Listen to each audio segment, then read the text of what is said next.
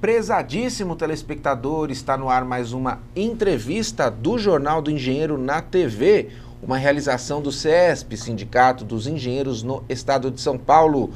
Tema de hoje, mobilidade urbana. E para conversar conosco, recebemos o presidente da Associação Nacional de Transportes Públicos, Ailton Brasiliense Pires. É um prazer recebê-lo aqui.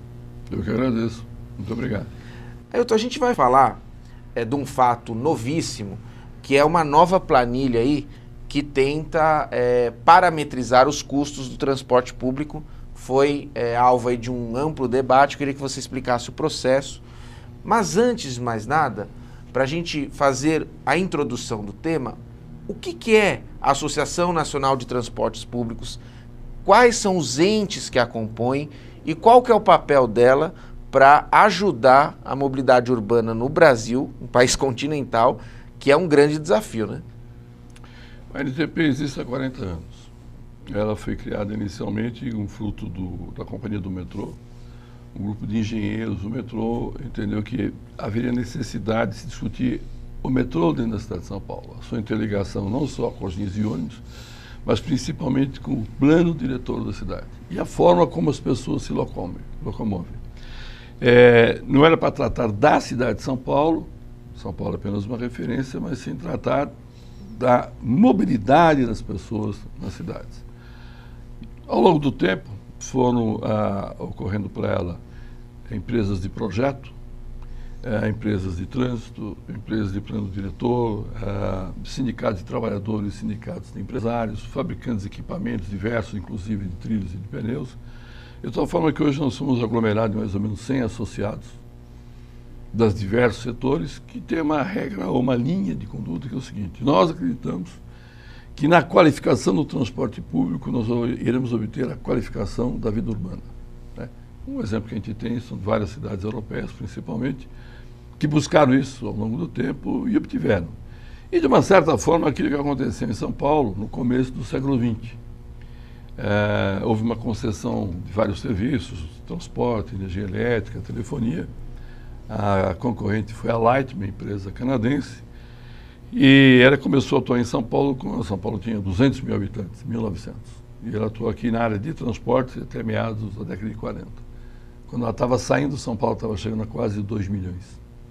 Ou seja, durante o seu contrato, a cidade cresceu 10 vezes. E por interesses de lucro de transporte e lucro de energia elétrica, não interessava para essa empresa, como não interessa nenhuma outra, que a cidade se espalhasse ao longo, tornando as viagens longas demais, caras demais, e a energia elétrica igualmente. Então, para os objetivos dela, que era o máximo lucro, acabou concorrendo com uma cidade extremamente compacta. A São Paulo, do começo da década de 40, perto de 2 milhões de habitantes, é uma cidade que praticamente não tinha chegado do outro lado do Rio Tietê, tampouco do Rio Pinheiros. Era uma cidade aí perto de 200 quilômetros quadrados. Hoje lá tem 8 vezes mais.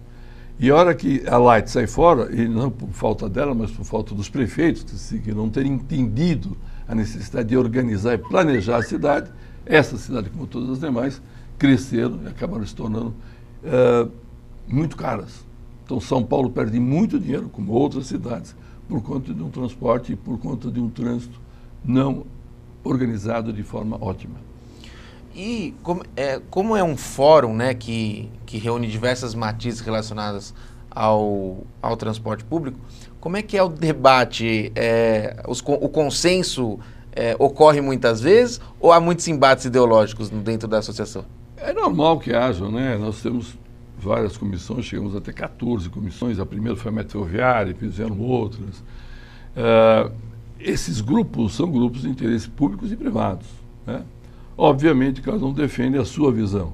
Agora, o fundamental é que, ao longo do tempo, como nós não somos um órgão de governo, então essas entidades públicas e privadas se dão, entre aspas, ao direito de enxergar um pouco além unicamente dos seus interesses e enxergam a comunidade. Por isso mesmo que nós temos mais de 5 mil trabalhos feitos ao longo desses 40 anos, com diversas entidades, IPEA, o BNDES, o Banco Mundial, organismos municipais, estaduais do Brasil todo, com organismos privados, etc. Essa diretriz montada lá atrás nos permite chegar a um convívio bom, seja ele com grupos privados ou públicos de interesses de curto prazo, médio ou longo prazo. Perfeito.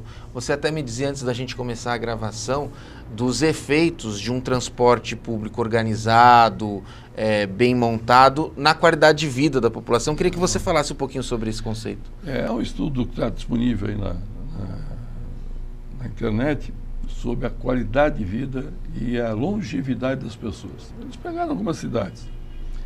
Que eu me lembre, eu vou situar mais Londres, porque esses são dados que eu acabei vendo recentemente.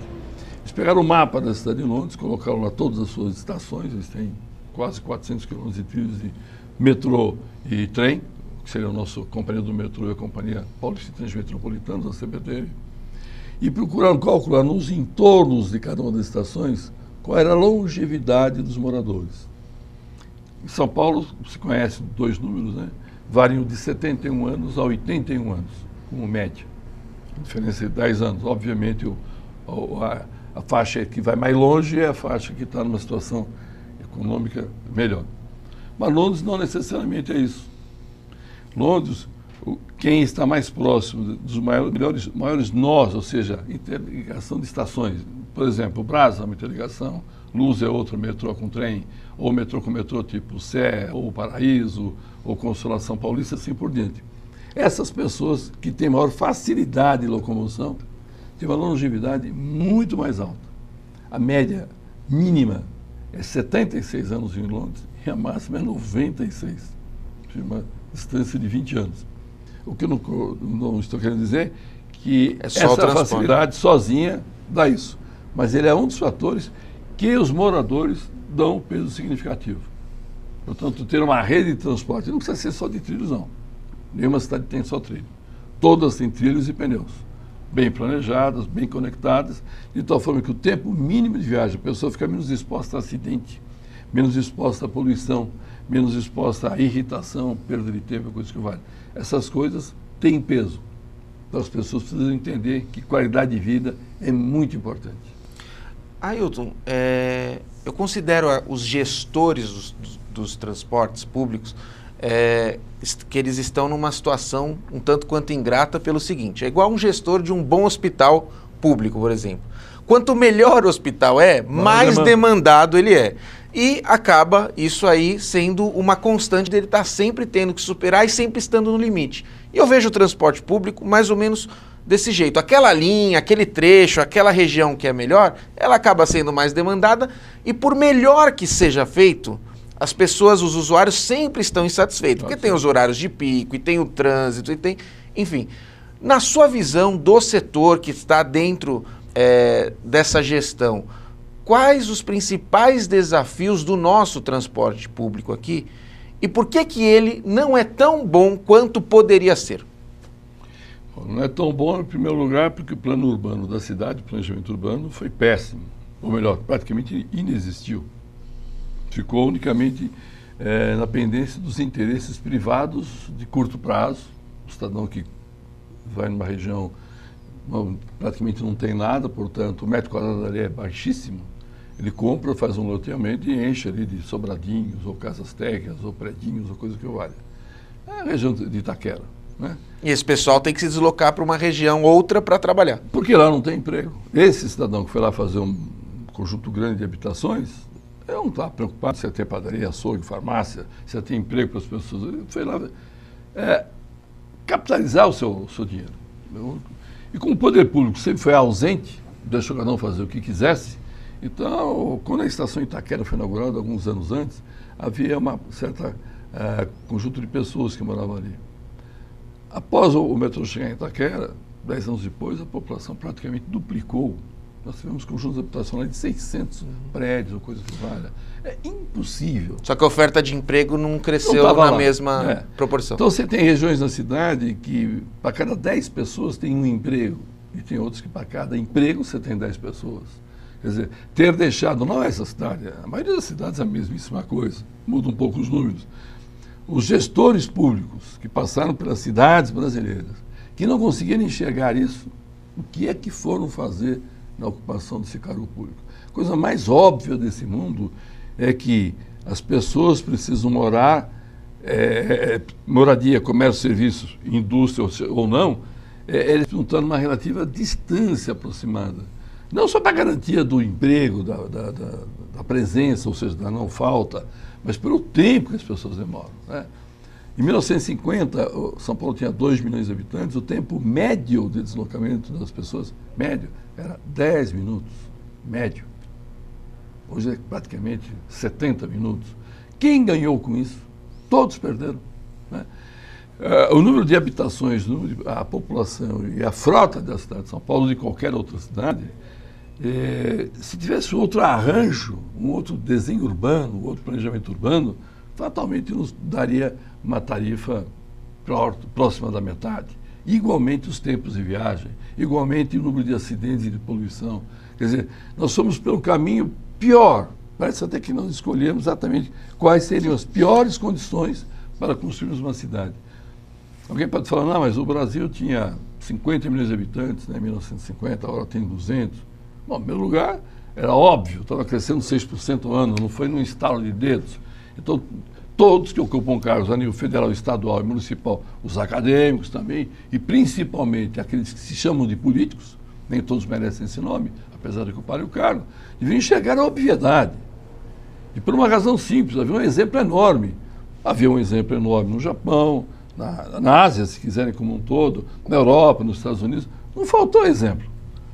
Todos que ocuparam cargos públicos, o legislativo e o executivo, deveriam saber que deixar da coisa correr de qualquer jeito nos levaria a isso que está aí.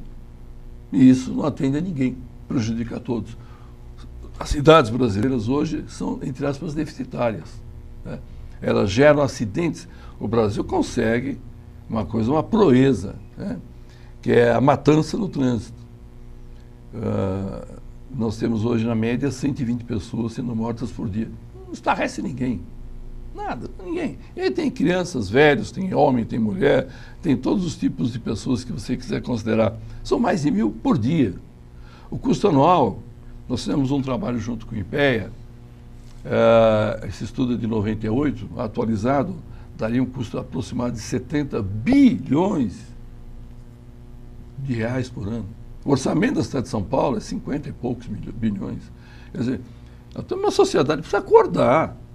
Estamos gerando uma matança de um lado, internações hospitalares por conta de poluição, uma perda de tempo enorme aumentando nossos custos, porque nós escolhemos uma classe política, qualquer que seja o partido, pode botar todo mundo no mesmo saco, que insiste em não enxergar o óbvio.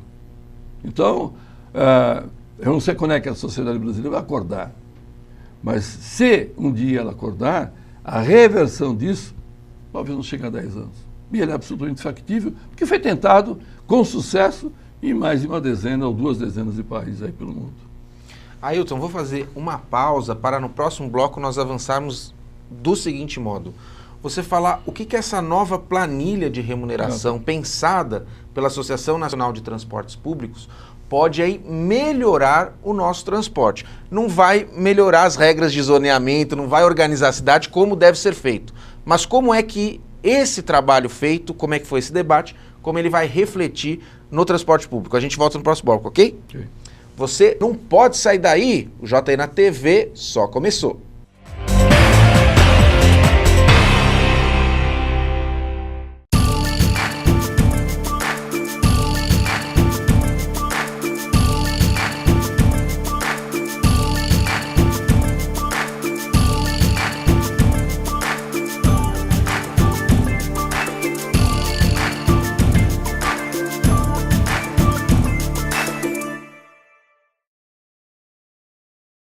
Sua ART pode beneficiar o Sindicato dos Engenheiros. Ao preencher o formulário da ART, não esqueça de anotar o código 068 no campo Entidade de Classe.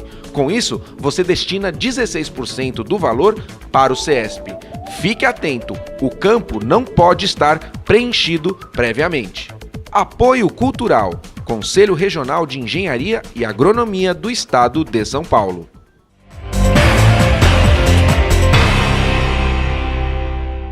Estamos de volta na entrevista do Jornal do Engenheiro na TV e o tema transporte público.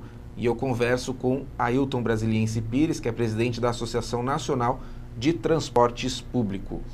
E uma informação, no dia 21 de agosto de 2017, a Associação Nacional de Transportes Públicos apresentou em São Paulo uma nova planilha de custos dos serviços de ônibus no Brasil. O documento conta com uma nova metodologia e relaciona 36 itens básicos que causam impacto nos custos de prestação de serviços de transportes. Ailton, por que uma nova metodologia? A outra já não mais funcionava? Bom, a anterior foi desenvolvida pelo GEIPOD, com apoio de entidades públicas e privadas, entre elas a própria NTP, em 1983, e ao longo do tempo ela foi sendo atualizada. A última dela foi em 96. Era uma planilha bem estruturada, mas evidentemente ela não abrangia todos os aspectos, pelo menos comparado com essa que nós temos agora.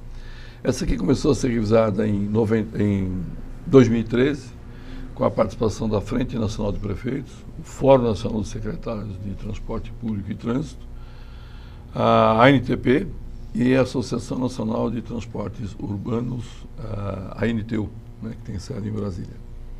Nós começamos isso no final de 2013, trouxemos algumas dezenas de pessoas aí do Brasil todo, em todas as áreas.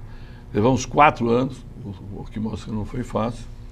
Hoje nós temos uma fórmula paramétrica, mais de 2 dezenas aí de parâmetros, que não só estão colocados, mas para cada um deles é alocado uma faixa em que ele opera. E tudo isso para levar em conta as diversas, ou as grandes diferenças que nós temos no Brasil, em termos de população, em termos de desenho urbano, que influi muito na questão da construção, né, do custo da tarifa. E ela hoje está no estado, foi bastante testado, nós usamos pelo menos quase 30 outros contratos já existentes para fazer a aferição. Evidentemente ela será a partir de agora posta à prova nos contratos que deverão existir. E ela é hoje a maior e a melhor referência para a questão tarifa, ou anterior a ela, o custo.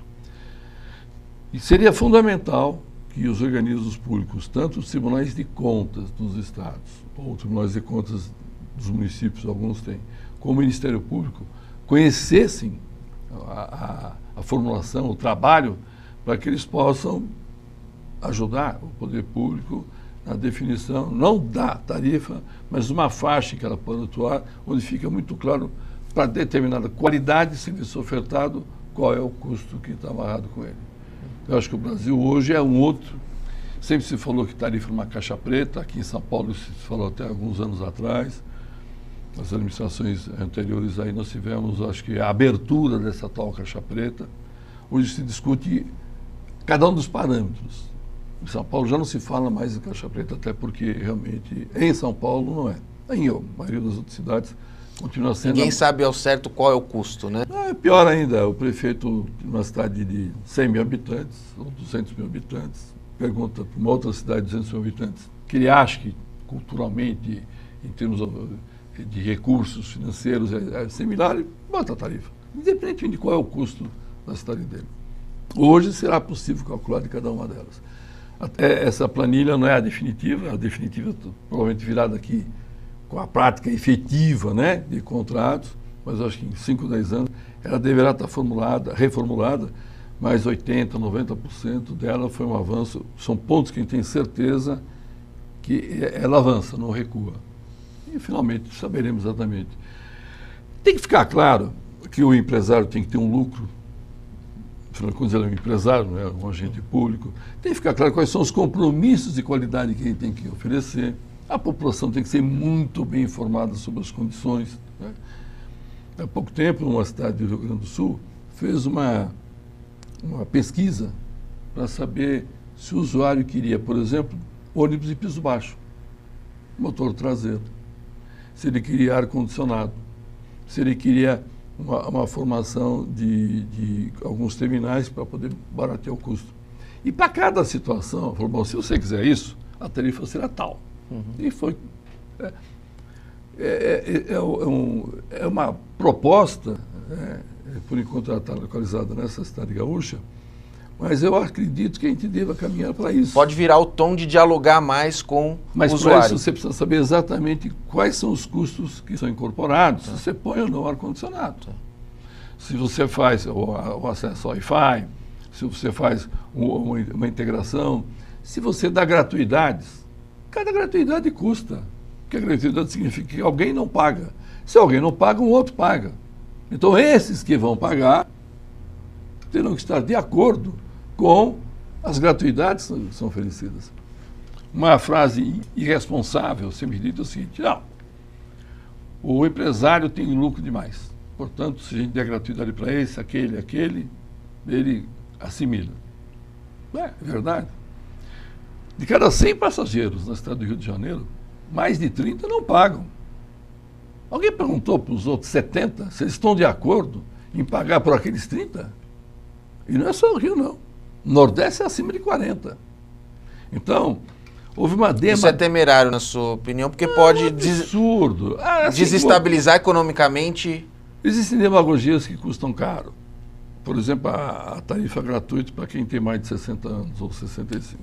Quem diz que todos estão na mesma situação financeira? Quer dizer, um cara que ganha abaixo de R$1.000, talvez ele mereça. Mas quem ganha 10 mil precisa de uma tarifa gratuita? Aí talvez a isenção não deveria ser por faixa etária, deveria ser por renda, por exemplo. Provavelmente, porque você identifica um cidadão que você assume que ele não pode pagar. Mas como é que você assume isso aí? Não, porque ele tem uma aposentadoria de 1.000, mas ele pode ter outras fontes. Pode não ter. Então esse merece. Né? Então, gratuidades precisam ser feitas com muito cuidado. Normalmente você gera, de um lado, demagogia, para alguém se eleger prefeito ou vereador, ou mais que isso, e do outro lado, uns sobrecustos, para quem não tem nenhuma obrigação de arcar com isso, não. A mesma coisa vale para estudante. Se generalizou. Houve algumas cidades que davam 4 passes por dia, qualquer que fosse o dia, férias, feriados, etc. E tal. Tem que ter um limite, porque isto significa custo de um lado e que um outro vai pagar. Se isso é razoável, então que se faça uma avaliação com quem vai pagar, você está de acordo. A planilha bota tudo isso em questão. Cada item que você considera lá está alocado, está parametrizado, tem seus mínimos e tem seus máximos. Então, nós da NTP, nós entendemos, não só da NTP, do Fórum de Secretários, da Frente de Prefeitos e outros mais que estão junto conosco, entendem o seguinte: a questão tem que ser colocada para cada sociedade. Ela tem que tomar essa decisão. E tudo bem. Vai ter corredor de ônibus? Tem que ter. Tem que ter. Por quê? Porque baixa custo. Não aumenta a velocidade comercial, baixa custo. Isso é fundamental. Quer dizer, vou dar um dado para você que acho que ajuda a pensar. 2002, o Brasil tinha 30 milhões de veículos automotores registrados no Departamento Nacional de Trânsito, lá de Brasília. 14 anos depois, em 2016, são 90 milhões. Triplicou. 3 vezes mais. A NTP realiza fórum de secretários, várias reuniões, seminários, etc. Então, quando a gente ia contar, por exemplo, o congestionamento de São Paulo, com a poluição, etc. e tal, era comum, cidades grandes, tipo Belo Horizonte, Goiânia, Porto Alegre. Congestionamento é um problema de vocês, paulistas. Era. Hoje, qualquer cidade brasileira na faixa de 200 mil tem pelo menos meia hora de congestionamento pesado. Por motivo simples. As cidades não foram planejadas para essa frota de veículos. Aliás, não foram e nem deveriam ser, que seria uma estupidez. Né? Você tem que transportar as pessoas da forma mais confortável, mais segura e mais barata. E mais coletiva ainda. Que evidentemente não é o automóvel. É um transporte coletivo que precisa ter qualidade. E é possível ter qualidade. Até o metrô de São Paulo, por exemplo. Não é só. Né? Ou seja, a qualidade do transporte público ela tem que ser um desejo factível. É possível. Então, as cidades não foram planejadas, não deveriam, e precisam rever as suas formas de uso. O que não significa que é uma guerra contra o carro. O carro, bem-vindo, desde que ele fique dentro dos seus limites. Hoje ele está colocado de forma ilimitada. Tá? Cada um acha que pode se dirigir a qualquer momento, em qualquer lugar, com pleno acesso. Isso não existe. Ailton, pena que o nosso tempo está se esgotando, mas eu quero muito agradecer a sua presença aqui e deixar a câmera aberta para suas considerações finais, se alguma informação que você julga pertinente sobre o assunto quiser passá-la agora, fique à vontade. Eu queria convidar a acessar o site da ANTP, antp.org.br. Lá você vai encontrar aproximadamente mais ou menos 5.000 títulos, né, que foram desenvolvidos ao longo desses 40 anos. Eu vou citar 2, não vou ser muito longo, mas você lá, acessando a biblioteca da ANTP, você vai ver. Um é esse, a planilha de custos, que foi divulgada agora, no final do mês de agosto. E outro, um trabalho feito chamado Mobilidade Urbana, mobilidade humana para um Brasil urbano. Legal. São mais ou menos 100 exemplos onde a gente considera cidades. Então está o nome da cidade, a época que foi feita. Tem o case lá. Quem quiser até copiar na própria cidade pode. Deve discutir com a gente da NTP, com a cidade que fez isso, está o nome de todo mundo. O livro foi lançado no Congresso da NTP, o 21º Congresso, em junho. De tal forma que prefeitos e vereadores têm na biblioteca da NTP uma centena de trabalhos para usar como referência. Não estou dizendo que só a NTP tem, mas nós temos. Está acessado, o acesso é fácil. Ailton, obrigado pela presença. Eu que agradeço. Muito obrigado. Esta edição do JT na TV não termina aqui. Fique conosco e acompanhe mais assuntos relativos à engenharia, à inovação, ao desenvolvimento e, claro, também à mobilidade. Um forte abraço e até breve!